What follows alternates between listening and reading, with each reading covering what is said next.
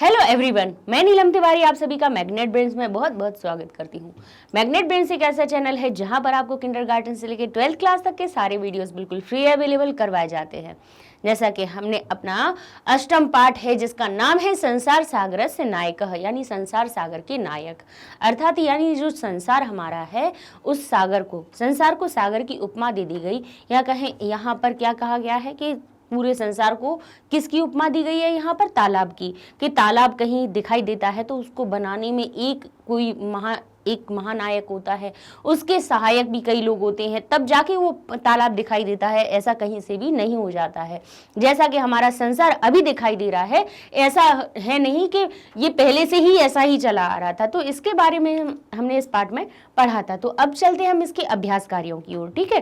तो पहले अभ्यास कार्य शुरू करें उससे पहले हम देख लेते हैं शब्दार्थों को, ठीक है। तो जिसमें लिखा था सहसई, वो लिखा हुआ था जिसका अर्थ क्या होता है, दो शब्दों से मिलकर बना था। जब हम पढ़ा रहे थे तब भी बताया था कि सहसा और एव शब्द से ये मिलकर बना है। सहसा यानी अचानक और एव का अर्थ हुआ ही, दोनों ही यहाँ पर हमारे क्या हो गए, अव्यय हो गए, ठीक है। इसमें अचानक तो लिख दिया है, हम ही और जोड़े देते हैं, किसका अर्थ निकलेगा अचानक ही, जिसका अगर संस्कृत में ही अगर समानार्थक देखा जाए तो कहेंगे अकस्मात, ठीक है। ऐसे ही तड़ागाह, तड़ागाह किसके लिए बताया गया है, तालाब के लिए। अच्छा, एक बात इसमें हम आपको बता दें, तड़ाग अगर अकेला लिखा हुआ हो तड़ागह, तो समझना एक तालाब की बात हो रही है। लेकिन यहाँ पे बहुवचन है, यानी यहाँ पे तालाब एक नहीं है, बहुत सारे हैं। जैसे बालक को एक कहते हैं, बालकः कहते हैं, लेकिन उसी में जब बड़े आ की मात्रा और विसर्ग लगा देते हैं तो कहते थे बालकाः, यानी बहुत सारे बालक। तो ऐसे ही यहाँ पे तड़ाग हो गया हमारा तड़ागाह, ठीक है, जिसको हम सरांसी भी कहते हैं। अब कहते हैं निर्माप, निर्माप ये प्रणाम लिखा हुआ है, माप ये प्रणाम, तो निर्माण करने वाले, देखिए यहां से हमारा है निर्माप ये प्रणाम, यानी बनाने वालों की, तो बनाने वालों की, जिसको हम उसी का अगर समानार्थक कहा जाए तो क्या बनेगा उसका, रचित प्रणाम। संस्कृत में भी उसका हम अर्थ आपको बताते जा रहे हैं कि कहीं पे अगर रचित प्रणाम दिखाई दे आपको, या निर्माप ये प्रणाम दिखाई दे तो समझना उसका अर्थ है हमारे बनाने वालों की। ऐसे एक एकम, यानी एक एकम किसको बोला गया है, इकाई को। जैसे हम कहते हैं ना, आपने नंबर लिखा हुआ देखा हो तो आप कैसे पढ़ते हैं, इसको कहते हैं वंस, इसको कहते हैं टेंस और इसको कहते हैं 100। और ऐसे ही हिंदी में कैसे कहते हैं, इकाई, दहाई और सैकड़ा। अगर भाई इकाई ही ना हो तो भाई कोई तो इकाई बनेगी तब ये सैकड़ा तक पहुंचेगा या दहाई तक पहुंचेगा। तो ये कहते हैं एक एकम, ठीक है। एक एकम का अर्थ क्या हुआ, इकाई। और कहते हैं सहस्त्रकम, सहस्त्रकम का अर्थ क्या हुआ, सहस्त्र का अर्थ हुआ हजार, और हजार की संख्या में हजारों, जैसे हमने कहा ना एक है, अब इकाई एक, किसी भी चीज की इकाई अलग एक होगी, फिर भाई दूसरी चीज होगी उसकी भी इकाई अलग होगी। तो ऐसे ही उन्होंने कहा एक एकम, यानी किसी भी इकाई के बारे में बात कही, केवल एक इकाई के बारे में नहीं कह रहे हैं, ऐसे कह रहे हैं कि अब इकाई कैसे कहा, ये इकाई का अर्थ क्या हुआ कि जैसे ये तालाब बना रहे हैं तो उसमें एक कोई भी व्यक्ति है, पहले उस चीज के निर्माण के बारे में सोचेगा, फिर अपने से ही ऐसे 10 लोगों को इकट्ठा करेगा। भाई अकेला एक आदमी तो नहीं कर सकता ना, तो 10 को बुलाएगा, 10 और फिर 100 को बुलाएंगे, ऐसे करके एक तालाब, 2 तालाब, हजारों तालाब। तो ऐसे हमारे क्या बोले, 1 से 1000 लोग मिलकर क्या करते हैं, तालाब को बनाते हैं। एक तालाब नहीं, कई तालाबों को बनाते हैं। इसका अर्थ ये नहीं कि तालाब की बात हो रही है, यहाँ पर संसार की बात हो रही है कि संसार में जो हमारी रचनाएं दिखाई दे रही हैं, या फिर हमारी जो जीवन शैली दिखाई दे रही है, हमें जो सभ्यता संस्कृति प्राप्त हुई है, ये जो हम भाषा भी बोलते हैं, ये भाषा भी जो हमें मिली है, संस्कृत भाषा, हिंदी भाषा, अंग्रेजी भाषा, जो भी भाषाएं हैं या जो भी विषय आप पढ़ रहे हैं, उनका ज्ञान प्राप्त करने के लिए कईयों ने प्रयास किया, तब आप तक वो चीज पहुंच रही है, ठीक है। तो सहस्त्र शब्द का अर्थ क्या हुआ, हजारों, सहस्त्रकम यानी हजार, ठीक है, जिसको हम संस्कृत में भी कहते हैं 10 शतकम, यानी शतक यानी 100, और उसमें 10 और जोड़ दिए तो कितने हो गए, बोले 100 को अगर 10 बार जोड़ दिया जाए तो क्या हो जाएगा, मल्टीप्लाई कर दीजिए, 1000 हो जाएगा। 10 बार 100 लिख लीजिए, देख लीजिए 1000 बन जाएगा अपना, ठीक है। इसीलिए उसको 10 शतकम भी कहा जाता है। जिज्ञासा, जिज्ञासा का अर्थ क्या होता है, जानने की इच्छा, यानी ज्ञातुम इच्छा, ज्ञा शब्द भी जानने की होती है। देखिए यहाँ पर भी ज्ञा धातु है, ज्ञा धातु जहां दिखाई दे समझ लेना यहाँ जानने की बात हो रही है, ठीक है। जिज्ञासा यानी जानने की इच्छा, तो उसका भी हमारा समानार्थक बना ज्ञातुम इच्छा। ऐसे कहते हैं उद्भूता यानी उत्पन्न हुई, उद्भूता यानी भू यानी होना, लेकिन उत लगा दिया, उत यानी उत्पन्न होने की बात हुई, तो क्या हो गया उसका अर्थ, उत्पन्न हुई, जिसका हमारा समानार्थक बनेगा जाता या भूता, ठीक है। ऐसे देखते हैं पूर्वम, पूर्वम को क्या कहा जाता है, पहले। ये हम इसलिए बता रहे हैं कि अभी जैसे आप अभ्यास कार्य शुरू कर रहे हैं उसके पहले आपको, अगर आप अपने आप से, हम हमेशा कहते हैं इस बात को कि जब हम पूरा आपको पाठ पढ़ा दें उसके बाद एक बार खुद से इस चीज को जरूर पढ़ लीजिए। तो शब्दार्थ इसीलिए यहाँ पर हम जितने आपके बुक में दिए हैं इसमें और भी हम सारे इकट्ठे करके आपको बता देते हैं कि भाई आप अच्छे से इसको एक बार शब्दार्थ समझ लें तो पढ़ने में आसानी हो जाएगी, और पाठ अगर पढ़ लिया तो उत्तर करने में या उसकी जो अभ्यास होता है उसको करने में आपको कहीं परेशानी नहीं आने वाली है, ठीक है। पूर्वम का अर्थ हुआ पहले, पूर्व का वैसे ही हम कहते हैं पूर्व या पश्चात, पूर्व यानी पहले, पश्चात यानी बाद में। माप ये तुम यानी मापने की, माप ये तुम, जहां तुम शब्द लगा हुआ हो ना पीछे समझ लेना के लिए का भाव निकल रहा है, क्योंकि जो तुम शब्द होता है वो एक प्रत्यय होता है तुमुन, ठीक है, तुमुन प्रत्यय। अभी आप आगे पढ़ेंगे जब आपके सामने आएंगे ये प्रत्यय तब आपको पता चलेगा। तो तुमुन प्रत्यय जो होता है जब वो किसी धातु से जुड़ जाता है तो उसमें तुम शेष रह जाता है। क्या जुड़ जाता है, तुम शेष रहता है, ठीक है, ना गायब हो जाता है तुमुन का, और ऊ की मात्रा भी गायब हो जाती है, ठीक है। ये सब हो जाते गायब, सिर्फ हमारे पास बचता क्या है, अकेला तुम, ठीक है। तो कहते हैं माप ये तुम यानी माप यानी नापना, और तुम यानी के लिए, तो मापने के लिए, और इसका अर्थ क्या हो जाएगा, मापनार्थम। और कहते हैं प्रयतितम यानी प्रयतितम का, देखिए प्रयत्न शब्द वहीं से आ रहा है प्रयतितम से, ठीक है। तो इसका अर्थ क्या बनेगा, प्रयत्न किया। और इसका जैसे हमारे संस्कृत में भी अगर आप समानार्थक कई देखिए, इसलिए हम कहते हैं कि सीबीएसई अपने केवल किसी एक स्टेट में नहीं चल रहा है, पूरे कैसे अपने पूरे ऑल ओवर इंडिया में सीबीएसई होता है। और उसमें सीबीएसई में 8th क्लास में कहा जाए तो हर स्कूल में अपने अपने हिसाब से क्या बनाए जाते हैं, पेपर बनाए जाते हैं, ठीक है। गाइडलाइन तो सीबीएसई जो बताते हैं उसी को फॉलो की जाती है, उसी के अनुसार बनते हैं।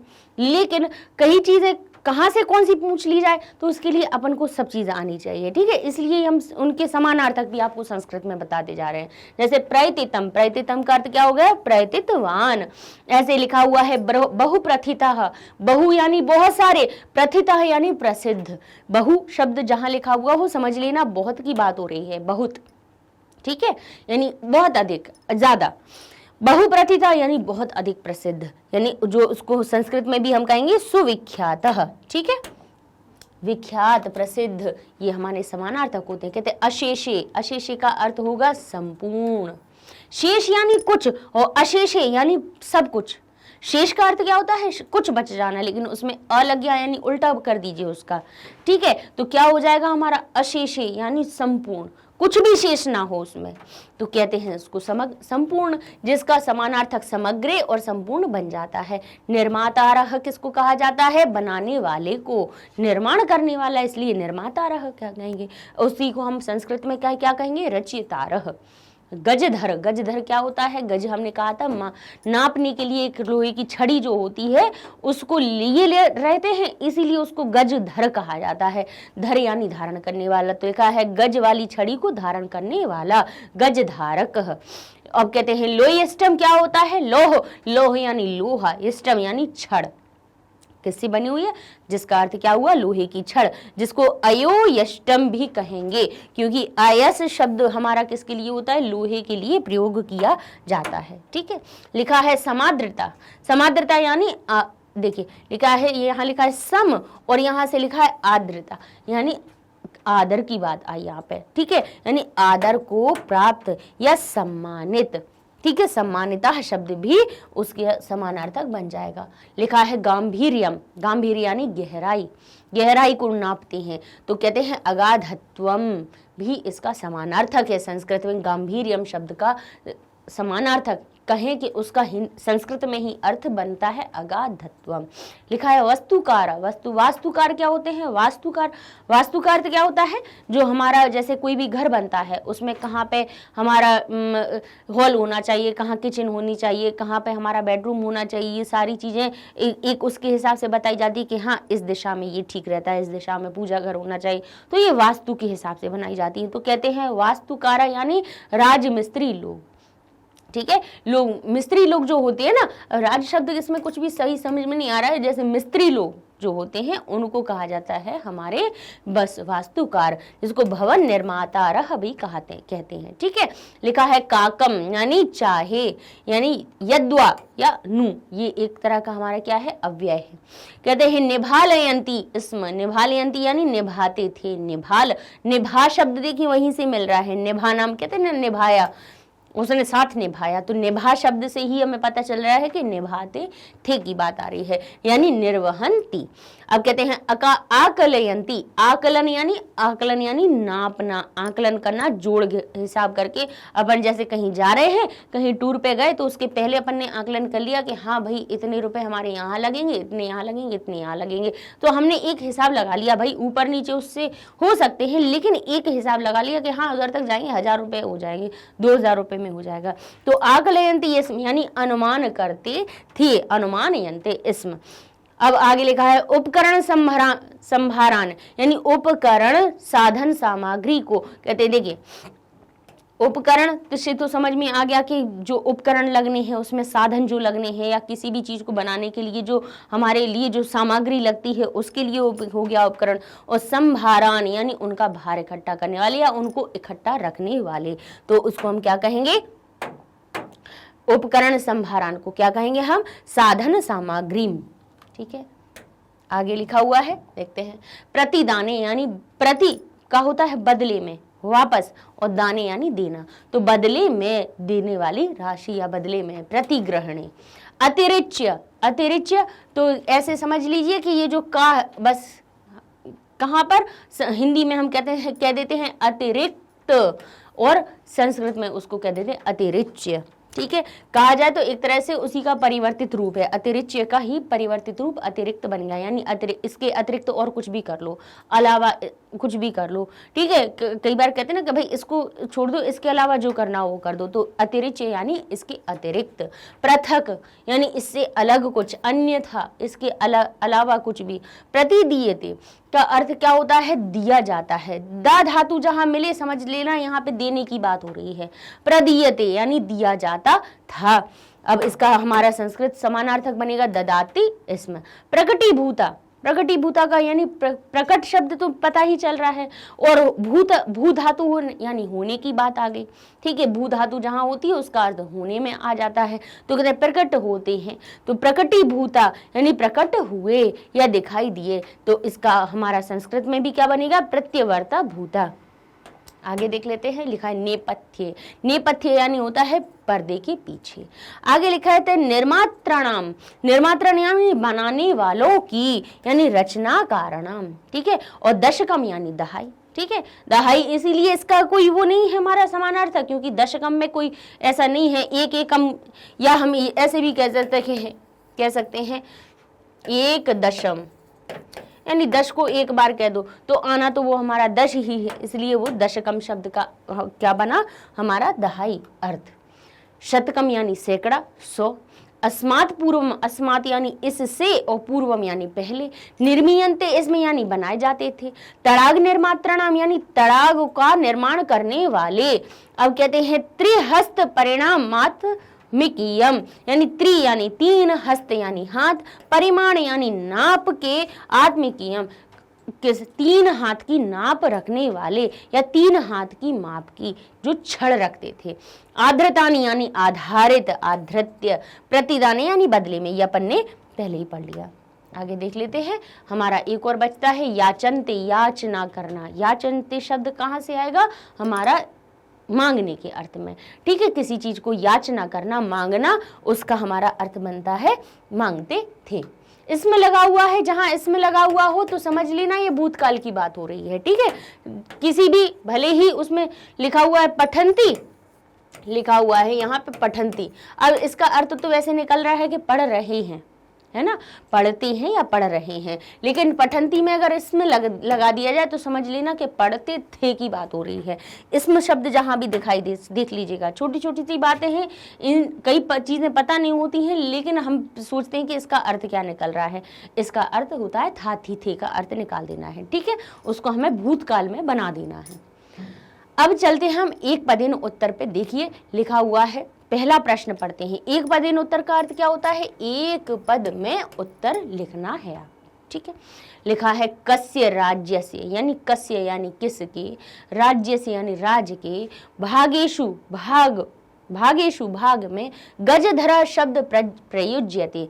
कस्य यानी किसके, अब देखिएगा स्या लगा हुआ है, षष्ठी विभक्ति दिख रही है, यानी किस राज के, भागेशु सप्तमी विभक्ति में का अर्थ आ रहा है भाग में, गजधर शब्द प्रयुज्यते, प्रयुज्य यानी प्रयोग किया जाता है। बताइए किस राज्य में किया जाता है? हमने पढ़ाया था आपको, आज भी राजस्थानस्य राज्यस्य, यानी राजस्थान के राज्य में कि कुछ भागों में आज भी गजधर शब्द का प्रयोग किया जाता है। तो हम कस्य के स्थान पे हम लिख देंगे, सिर्फ हमारा क्या उत्तर बन जाएगा? एक पद में हमें लिख देना है राजस्थानस्य। कस्य शब्द में षष्ठी विभक्ति है तो हमारे उत्तर में भी षष्ठी विभक्ति आ जाएगी, ठीक है, लिख देंगे हम राजस्थानस्य, ठीक है, हो गया। और क्यों हमने ये बताया कि षष्ठी विभक्ति लगाना? क्योंकि जितने भी आप उत्तर लिखें कभी भी, अभी तो 8th क्लास है, 9th में भी पढ़ेंगे, 10th में भी पढ़ेंगे, ध्यान रखिएगा ये बात कि जो हमारा प्रश्नवाचक शब्द है उसमें अगर ये कह शब्द लिखा हुआ है, हमें पता है कि अगर किम शब्द के रूप अगर आपने पढ़े हों, नहीं पढ़े हों, तब भी हम आपको बता रहे हैं कि 9th और 10th में हमने करवाए हैं, 6th में भी करवाए हैं, तो 3 क्लास तो अपनी हो ही चुकी हैं, अब बस अपना 7th 8th चल ही रहा है, 8th में भी ग्रामर में करवाएंगे। तो ये जो कह शब्द है, अगर देखें किम शब्द का, तो ये इसमें प्रथमा विभक्ति एक वचन है। ये कह शब्द कहाँ बनता है हमारा? जिसका अर्थ होता है क्या या कौन, ठीक है। तो ये जो हमारा कह शब्द है, इसमें अगर देखा जाए तो ये प्रथमा विभक्ति और एक वचन में बनता है। और अगर कह शब्द यानी क्या या कौन लिखा हुआ है, तो अगर इसका उत्तर जो लिखोगे आप, जब भी लिखेंगे तो वो भी हमारा प्रथमा विभक्ति एक वचन का आप लिखेंगे। इसलिए हम ये विभक्ति आपको बताते जाते हैं कि ये जो कस्य शब्द है, जैसे राम बनता है रामस्य षष्ठी विभक्ति में, तो हमारा जो किम शब्द है क्या बन गया? हमारा किम शब्द हमारा बन गया कस्य, ठीक है। तो कस्य के स्थान पे हमने लिख दिया राजस्थान, और उसमें भी काकी के का बोध लगाना है, तो इसीलिए हमने उसमें स्या लगा दिया, ठीक है। अर्थ अगर आ रहा हो कि राजस्थान का, घर का, गांव का, कुछ भी लिखा हो, तो आप क्या लिख देंगे उसको? ग्रामस्य, ठीक है, ग्रामस्य, नगरस्य, विद्यालयस्य, ठीक है। अकारांत वालों में स्या लग ही जाता है। अकारांत जो शब्द होते हैं, चाहे पुल्लिंग हो या नपुंसकलिंग हो, उनमें आप स्या लगा देंगे और उसका अर्थ आपका काकी के अर्थ निकल आएगा, ठीक है। तो इसमें हमें क्या बताना था? राजस्थान के, ठीक है, राजस्थान राज्य के। अब राज्य कौन सा है? राजस्थान है, तो दोनों में ही राजस्थान के, राज्य के हम बार बार क्यों बोले, इसलिए कह दिया कि राजस्थान राज्य के, ठीक है। तो उत्तर ये बन गया। अच्छा, इसी को जब अगर पूर्ण वाक्य में लिखना हुआ हो तो कैसे लिखेंगे? कस्य के स्थान पे राजस्थान से लिख देंगे, बाकी का सब यहाँ से उठा के आपको लिख देना है और आपका उत्तर बन जाएगा, ठीक है। आगे देखते हैं, गज परिमाणम कह धारयति। गज परिमाण, गज की नाप करने वाला कह, देखिए फिर आ गया ना कह, यहाँ पे कह धारयति, कौन धारण करता है? धारण यानी धारण करने या रखने वाला, कौन धारण करता है? तो गज परिमाणम धारयति, तो कौन करता है? गजधर रखते हैं। तो गजधर शब्द कैसा बनेगा हमारा? प्रथमा विभक्ति एक वचन में, तो कैसे बनेगा? गजधर। जैसे राम बन जाता है हमारा रामः, बालक बन जाता है हमारा बालकः, ठीक है। इसके लिए थोड़ा शब्द रूप देखिए, हम हमेशा कहते हैं शब्द रूप जरूर याद कीजिए। बिना शब्द रूप ये कहें तो शब्द रूप हो गए, धातु रूप हो गए और कारक चिन्ह हो गए, ये हमारे आधार होते हैं संस्कृत के।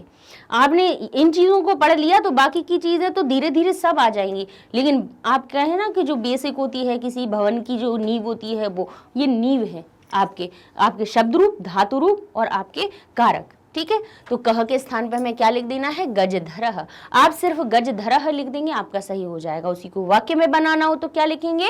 गज परिमाणम गजधरः धारयति, बन गया आपका उत्तर। आगे देखते हैं, लिखा हुआ है कार्य समाप्त वेतनानि, यानी कार्य समाप्त होने पर वेतनानि यानी वेतन के अतिरिक्त यानी अतिरिक्त, क्यों हमने अभी शब्दार्थ बताए थे, देखिए वही चीजें आ रही हैं हमारी, अतिरिक्त यानी अतिरिक्त गजधरेभ्य यानी गजधरों के लिए किम प्रदीयते, इसमें क्या दिया जाता था। अब प्रश्नवाचक शब्द समझ लीजिए, क्या लिखा हुआ है यहाँ पे, किम लिखा हुआ है, ठीक है। किम कहाँ से आता है, नपुंसकलिंग शब्द में किम कहाँ बनता है, किम शब्द जो होता है वो नपुंसकलिंग होता है।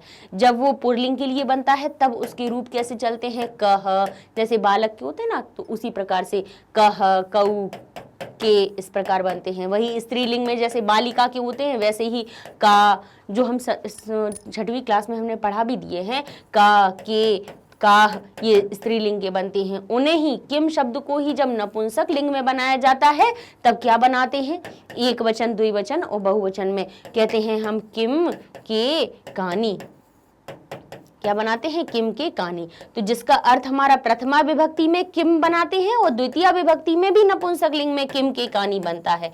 ये बहुत आसान होता है, धीरे धीरे जब आप प्रश्न निर्माण करना सीखेंगे तो उसमें आपको ये पता चलेगा कि भाई किम शब्द जो हमारा आ रहा है कितने आसानी से हमें पता है कि प्रथमा विभक्ति में भी किम लगाया जाता है और द्वितीय विभक्ति में भी बिल्कुल समान दोनों के अर्थ रहते हैं, ठीक है। तो अब यहाँ पे देख क्या लिखा हुआ है, किम और किम।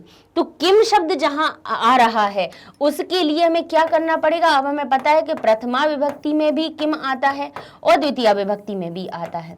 तो हमें क्या ध्यान रखना है कि कोई भी जब नपुंसक लिंग शब्द लिखा जाता है तो फल शब्द के रूप की तरह याद रखना कि फल को क्या लिखा जाता है, फलम, फले, फलानी, और द्वितीय विभक्ति में भी क्या लिखा जाता है, फलम आता है, फलम, फले, फलानी। तो बस हमें क्या याद रखना है कि अगर कहीं पे किम शब्द आपको दिख जाए तो आपका जो उत्तर आ रहा हो उसमें मां हलंत लगा दीजिएगा, क्योंकि केवल हमें आपको एक उत्तर लिखना नहीं सिखाना है, हमें आपको तरीका सिखाना है कि आप उत्तर किस प्रकार से लिखें, ठीक है।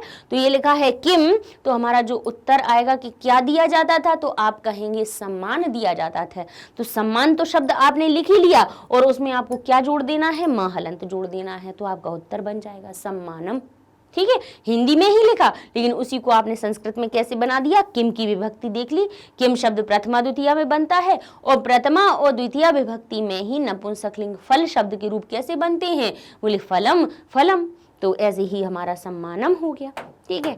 आगे देखते हैं, आगे जहां पे भी किम देखे ध्यान कीजिएगा, इसी प्रकार से उत्तर बना लीजिएगा। अब लिखा है के शिल्प रूपेण न समादृता भवंती, के, अब के शब्द जो आता है, अब के पता है 3 जगह आता है, उसके लिए अब हमें ये देखना है कि यहाँ पर हम पुल्लिंग का उत्तर निकालें। वैसे तो देखो अभी अगर इसका अर्थ निकालें तो क्या आ रहा है, के यानी कौन, कौन लोग या कौन सब, जो के आता है वो द्विवचन में भी आता है और बहुवचन में आता है। के कहाँ का प्रश्नवाचक शब्द है, आपको प्रश्नवाचक शब्द थोड़ा सा हम बता ही दे तो थोड़ा जल्दी समझ में आ जाएगा। कैसे, देखिए जैसे ये हमारा किम, ठीक है, किम का अर्थ होता है क्या या कौन, ठीक है। अब इस जो किम शब्द है उसके रूप सबके लिए अलग चलते हैं, कैसे बनते हैं, पुल्लिंग के लिए अलग बनते हैं, स्त्रीलिंग के लिए अलग बनते हैं और नपुंसक लिंग के लिए अलग बनते हैं। अगर किम शब्द के अगर आप पुल्लिंग शब्द के रूप देखें, अभी हम सिर्फ एक प्रथमा विभक्ति की बात बता रहे हैं, ठीक है, पहली लाइन की। आपने विभक्ति पढ़ी है, आपने देखे होंगे, शब्द रूप तो देखे होंगे ना, जिसमें आपने देखा होगा कि प्रथमा से लेकर सप्तमी तक विभक्तियां लिखी रहती हैं और उसके सामने उनके 3 रूप बने रहते हैं। जैसे राम के ही रूप देख लो, बालक की देख लो, तो आपको 21 रूप मिलेंगे, ठीक है।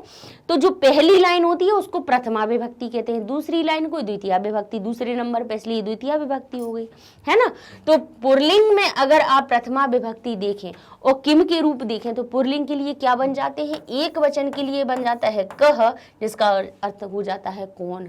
जैसे यह कौन है, अब बालक के लिए पूछ रहे हैं, अगर बालक खड़ा हुआ है और कह रहे हैं यह कौन है तो कहेंगे एषः कह, ठीक है। वहीं पे अगर 2 बालक हो गए तो कहेंगे ये दोनों कौन है, कहेंगे तो हम कहेंगे उसको ये तऊ, हमारा ये हो जाएगा कऊ, क्या हो जाएगा, कऊ, ए तऊ कऊ, ठीक है।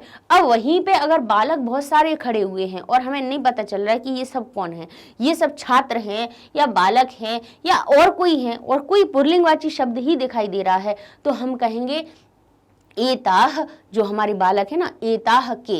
अब यहाँ पे ये जो हमारा बालकाह शब्द होता है, जैसे हमने कहा था कि इनको याद करने की बहुत अच्छी ट्रिक होती है कि बालक शब्द के रूप याद कर लीजिए, तो उसी तरह से आपके कह शब्द के रूप याद हो जाएंगे। कैसे कि बाल शब्द को हटा दो तो बचेगा कह कऊ, लेकिन यहाँ पे बहुवचन में ये होता है कि बालक शब्द जो बहुवचन में बनता है, यानी एक नहीं बहुत सारे जब बालक होंगे तो हम कहेंगे उनको बालकाह।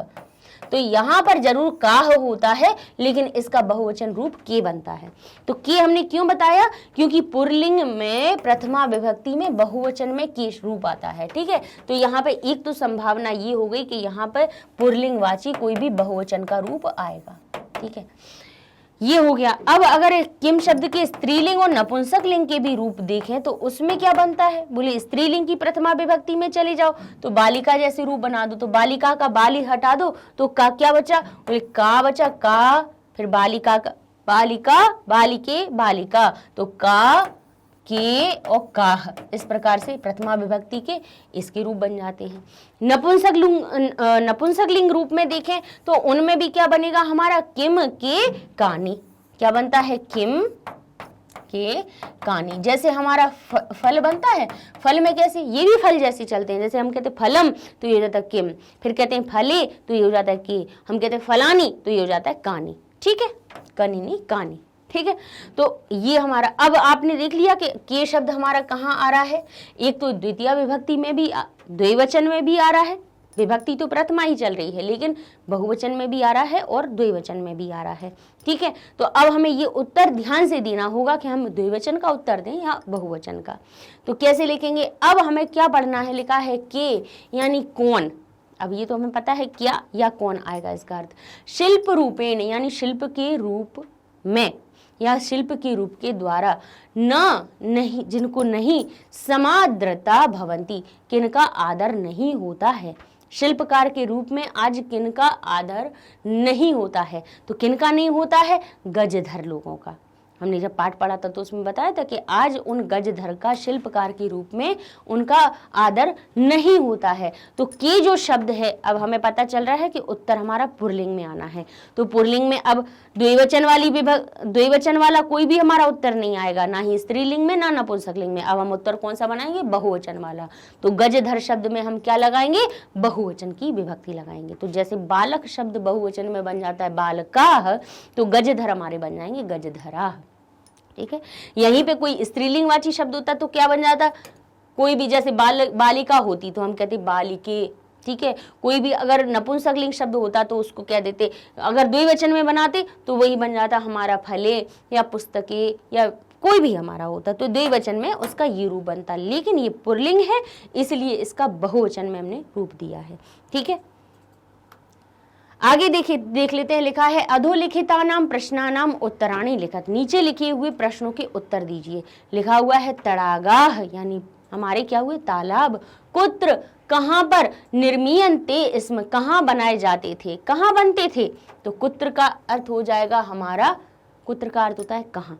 ध्यान रखिएगा, जहां हम प्रश्नवाचक शब्द का आपको अर्थ बताएं वहां तुरंत लिख लिया कीजिए अपनी बुक में। ठीक है, कॉपी पेन लेके बैठा कीजिए, कोई भी नई चीज मिली तुरंत उसको लिख लिया। कुत्र का अर्थ क्या होता है, कहाँ। तड़ागाह यानी जो तालाब है, कुत्र कहाँ, निर्मीयन्ते इसमें कहाँ बनाए जाते थे, तो आप लिख देंगे कुत्र के स्थान पे लिखेंगे अशेषे देशे। अशेषे यानी संपूर्ण और देश में। अब देश में आपको अर्थ निकालना है, आपको क्या लिखना है, संपूर्ण देश में। तो यहाँ पर हमारा संपूर्ण के लिए हमारे पाठ में एक शब्द आया है अशेष, जो हमने आपको शब्दार्थ में बताया। ठीक है, और कहना है हमें देश, देश तो कहना ही है आपको, मैं शब्द और बताना है। तो मैं के लिए क्या करते हैं, हम सप्तमी विभक्ति लगाते हैं। जैसे ग्रह शब्द है, हमने कहा घर में, तो घर ग्रह को कह देंगे ग्रहे। कहें विद्यालय में तो कहेंगे विद्यालय, कहेंगे गांव में तो हम कहेंगे ग्रामे, नगर में तो कह देंगे नगरे। तो ऐसे ही उन्होंने कहा है संपूर्ण देशे, तो संपूर्ण शब्द तो हो गया अशेषे, और देश में हिंदी में आपने बोला संपूर्ण देश में बनाए जाते थे, तो देश में जो में शब्द लगाना है वो कहाँ से आएगा, हमारे सप्तमी विभक्ति से, तो हो जाएगा देशे। ये हम क्यों बता रहे हैं कि कहीं भी कुत्र यानी कुत्र का अर्थ आए, कुत्र कहीं भी लिखा हुआ हो, उसका जब उत्तर दीजिएगा तो उसमें आप सप्तमी विभक्ति जरूर लगाइएगा। ठीक है, ठीक है। अकारांत जो भी पुल्लिंग या नपुंसकलिंग शब्द होंगे उनमें तो एक ही मात्रा लगा दीजिए, सो हमारा सप्तमी विभक्ति एक वचन लग जाती है संपूर्ण देश में। अब लिखा है गजधरा कस्मिन रूपे परिचितः, कस्मिन यानी किस रूप में, गजधरा, गजधर किस रूप में परिचित है। अब हमने क्यों रूप को देख के हमने उसमें मैं बोल दिया, आपने कभी सोचा, गजधरा यानी गजधर कस्मिन किस रूपे, रूप में परिचित परिचित है, तो क्यों, क्योंकि रूप में देखिए एक ही मात्रा लगी है, सप्तमी विभक्ति लगी है, इसलिए हमने बोला रूप में।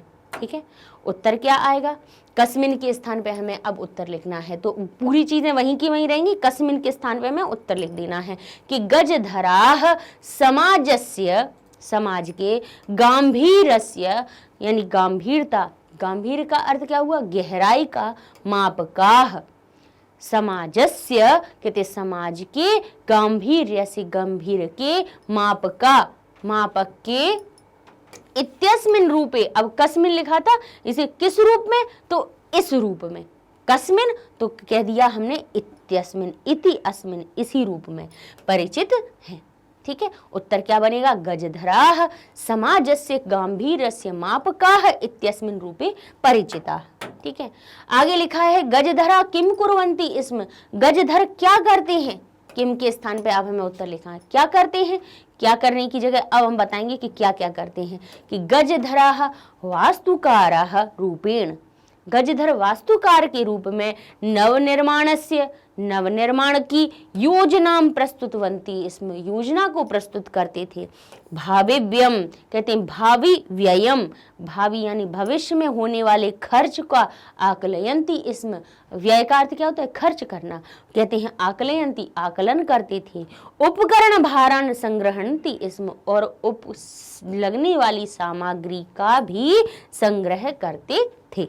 ठीक है, तो ये इसका उत्तर बन जाएगा। के सम्मानीय, कौन सम्मानीय है, तो आप के स्थान पे फिर कौन सा लिखेंगे, कौन सा द्विवचन या द्विवचन वाला लिखेंगे, बहुवचन वाला, ये के कहाँ से आ रहा है, क्योंकि किनके सम्मान की बात हो रही है, गजधर, गजधर कैसे हैं, अकारांत पुल्लिंग शब्द हैं, तो पुल्लिंग में ही बहुवचन में के बनता है, तो उसी का उत्तर भी हमें बहुवचन के में देना है। तो क्या बनेगा हमारा, जैसे बालक बन जाता है बहुवचन में बालकाः, तो गजधर हो जाएंगे हमारे गजधराः। ठीक है, तो के सम्मानीयः, तो उत्तर लिखेंगे आप गजधराः सम्मानीयः। ठीक है, ये आपके उत्तर हो जाते हैं। अब आगे लिखा है हमारा प्रश्न आता है रेखांकितानि पदानि आधृत्य प्रश्न निर्माणम कुरु, रेखांकित जो पद दिए हुए हैं उनके आधार पे या उनको के स्थान पर आपको क्या करना है, प्रश्न निर्माण करना है। ठीक है, उनको हटा दीजिए और आपका प्रश्न निर्माण हो जाएगा। तो यहाँ पे रेखांकित नहीं है तो लेकिन हम कर ही देते हैं आपको, ये रेखांकित हो गया आपका, ये यहाँ पे आपका रेखांकित हो गया, यहाँ पर ये रेखांकित हो गया। ठीक है, बस क्या करना है, जो हम प्रश्न में आपको नियम बताते हैं वही प्रश्न निर्माण में बता रहे हैं। प्रश्नों के जब उत्तर दिए जाते हैं तब भी वही नियम चलता है, और उत्तर दिए हुए उनके प्रश्न बनाने हो तब भी वही नियम चलता है कि जो भी रेखांकित पद है या जो भी शब्द है उसकी केवल आपको तीन चीजें देखनी है, एक आप देखिए लिंग, दूसरे वचन और तीसरी विभक्ति। ठीक है, कि पुल्लिंग का है, नपुंसकलिंग का है, या वो हमारा स्त्रीलिंग का है। ठीक है, वचन देखिए एक वचन में लिखा है, द्वि में लिखा है या बहुवचन में लिखा है। विभक्ति देखिए कौन सी लगी है, प्रथमा से लेकर सप्तमी तक कौन सी विभक्ति लगी है। जो लिंग हो, जो विभक्ति हो, जो वचन हो, वैसा ही किम शब्द का रूप उठा के रख दीजिए, क्योंकि किम जो शब्द है वो क्या या कौन का अर्थ बताता है। ठीक है, तो यहाँ किम शब्द के भी हमने आपको बताया ना कि स्त्रीलिंग, पुल्लिंग और नपुंसकलिंग तीनों के अलग अलग रूप चलते हैं। तो यहाँ पे मान लीजिए आपको जैसे यहाँ लिखा हुआ है, यहीं पे एक उदाहरण छोटा सा दिए देते हैं, यहाँ लिखा हुआ है बालिके, क्या लिखा हुआ है, बालिके। अब बालिका शब्द है, बालिके कहाँ बनता है? द्विवचन में। पहले तो हम कहेंगे बालिका शब्द कैसा है हमारा? स्त्रीलिंग। फिर हम कहेंगे इसका वचन कौन सा है? बालिके शब्द द्विवचन में बनता है। फिर कहा विभक्ति कौन सी है? कहेंगे प्रथमा विभक्ति में बनता है। द्वितीय विभक्ति में भी बनता है। द्वितीय विभक्ति मान लेते हैं, चलिए प्रथमा द्वितीय कोई सी भी हो सकती है, मान लिया, ठीक है, हो गया। फिर अब जब हमारा अब इस बालिके रेखांकित शब्द है, इसको हटा के हमें प्रश्न का निर्माण करना है, तो क्या करेंगे? किम पे चले जाएंगे सीधे।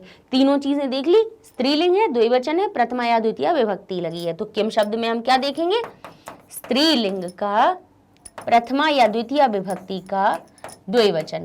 तो द्विवचन में आप देखेंगे क्या बनता है? का, के, काह। तो जो के शब्द है वो कहाँ आ जाता है हमारा? स्त्रीलिंग के प्रथमा विभक्ति या द्वितीय विभक्ति के द्विवचन में, ठीक है।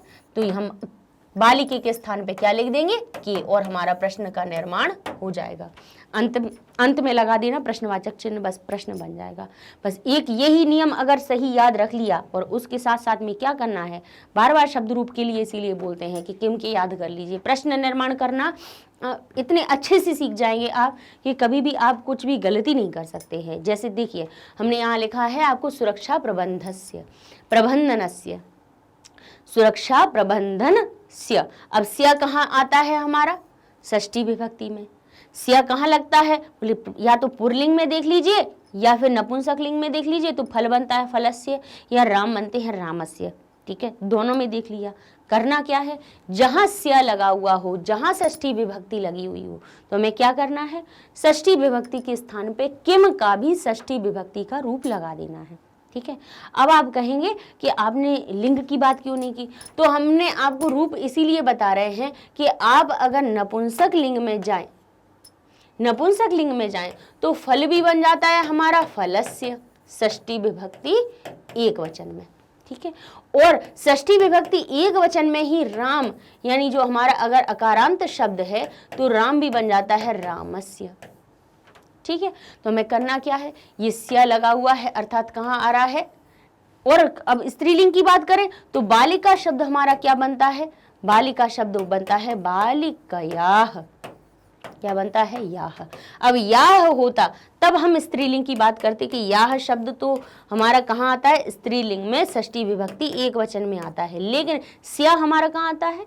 नपुंसक लिंग और पुरलिंग में षष्ठी विभक्ति एक वचन में। तो जो किम शब्द के हम रूप देखेंगे वो कहाँ के देखेंगे? किम शब्द के षष्ठी विभक्ति एक वचन में देख लेंगे। और षष्ठी विभक्ति एक वचन में हमारा क्या बन जाता है? कस्य। किम क्या बन जाता है? कस्य। और यहीं पे स्त्रीलिंग वाली बात होती तो क्या हो जाता? यहाँ पे लिखा होता सुरक्षा, सुरक्षायाः, तो हम यहाँ लिखते कयाः, ठीक है। लेकिन यहाँ लिखा सुरक्षा प्रबंधनस्य, तो हमारा उत्तर हो गया कस्य। तो कस्य लगा दीजिए, प्रश्नवाचक चिन्ह लगा दीजिए, बाकी का वाक्य पूरा उठा के रख दीजिए, आपका प्रश्न का निर्माण हो जाएगा, ठीक है। ऐसे ही लिखा है तेषाम, शाम, आम, नाम कहाँ आते हैं? षष्ठी विभक्ति बहुवचन में, तो यहाँ पर भी हमारा उत्तर क्या बन जाएगा? केशाम। अब हमने विभक्ति का एक उदाहरण बता दिया है, अब आपको ये करना है कि ये आपको विभक्तियाँ पहचाननी है। अब बताते भी जा रहे हैं तो एक बार प्रयास तो आपको करना पड़ेगा ना, है ना, देखना पड़ेगा कि किम शब्द के रूप निकालने पड़ेंगे, तब तो पता चलेगा कि हाँ केशाम शब्द बन रहा है कि नहीं बन रहा है। यहाँ पे अगर षष्ठी विभक्ति बहुवचन में देखेंगे तो तेषाम शब्द भी बनता है हमारा तत् शब्द का रूप। ऐसे ही तेषाम, ज्यादा कुछ नहीं देखी तो ये तो दिख रहा है आपको कि शाम लगा हुआ है, तो आम दिख रहा है इसमें, तो कहाँ से आएगा हमारा? षष्ठी विभक्ति बहुवचन से उठा लीजिए केशाम। उत्तर हो जाएगा आपका, प्रश्न का निर्माण बन जाएगा, ठीक है। प्रश्न निर्माण कर दिया। अब लिखा है वेतनानि, आनी कहाँ आता है? फलम फले फलानी, फलानी यानी बहुवचन में आता है, बहुवचन में वो भी नपुंसक लिंग में, तो हम कौन से आएंगे? कानी वाला, आनी वाला शब्द रूप उठाएंगे, कहाँ का? किम शब्द का। तो जैसे हमारा फलम फले फलानी बनता है तो उसके प्रश्नवाचक चिन्ह कौन से बनते हैं? किम के कानी। तो क्या आ जाएगा? वेतनानी के स्थान पे आ जाएगा कानी। ये अपने मन से नहीं लगाए जाते हैं, हम ये चीज क्यों बता रहे हैं आपको? ऐसे ही भी कह सकते थे कि वेतनानी के स्थान पे लिख दीजिए कानी, सुरक्षा प्रबंधनस्य के स्थान पे कस्य लिख दीजिए, तेषाम की जगह केशाम लिख दीजिए, ऐसा बोल सकते थे। लेकिन हम विभक्तियों का क्यों बता रहे हैं आपको कि ऐसे ही तो रटना हो जाएगा फिर तो, कि बोल दिया कि लिखा है गजधरः, इसके स्थान पे लिख दिए कह, कह क्यों आया ये तो पता हो। गजधर हमारा पुरलिंग है, पुरलिंग में भी प्रथमा विभक्ति एक वचन का रूप बना हुआ है। कैसे पहचाना, जैसे बालक बनता है बालकः, तो गजधर में सिर्फ विसर्ग लग गए तो अर्थात हम समझ गए ये पुरलिंग है, इसमें प्रथमा विभक्ति एक वचन लगी हुई है। तो हम उत्तर कौन सा इसका प्रश्न निर्माण करेंगे तो कहाँ से लाएंगे, बोले किम शब्द का भी पुरलिंग का प्रथमा विभक्ति एक वचन का रूप उठा लेंगे तो आ जाएगा कह। ठीक है, इतना अभी देखना पड़ेगा। एक बार जब आपने फ्लो में आ गए और आपने याद कर लिए, फिर ये भी नहीं देखना पड़ेगा, फटाफट से आपका काम हो जाएगा। तुरंत लिख देंगे गजधरः तो उसके स्थान पे लिख देंगे कह, और बस पूरा उत्तर जैसा का तैसा लिख दीजिए और आपका प्रश्न का चिन्ह लगा दीजिए, प्रश्नवाचक चिन्ह। फिर से देखिए तड़ागः, अब तड़ाग शब्द देखिए कैसा होता है, तड़ाग, तड़ाग हमारा बनता है पुरलिंग शब्द बनता है। ठीक है, पुरलिंग तड़ाग, जैसे हमारा विद्यालय, जैसे हमारा वृक्ष, वृक्ष कैसा होता है, अकारांत होता है, तड़ाग अकारांत होता है, ये पुरलिंग शब्द आते हैं।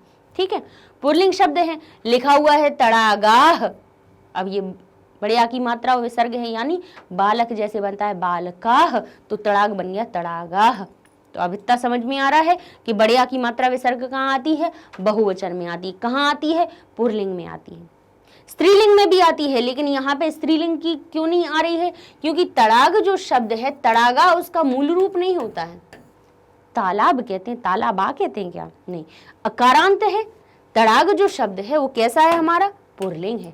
जब उसका बहुवचन रूप बनाते हैं, एक वचन में बनता है तड़ागह यानी तालाब, दो होंगे तो हम कहेंगे तड़ागऊ यानी दो तालाब, और वहीं पे बहुवचन बनाएंगे तो बनेगा तड़ागाह यानी बहुत सारे तालाब।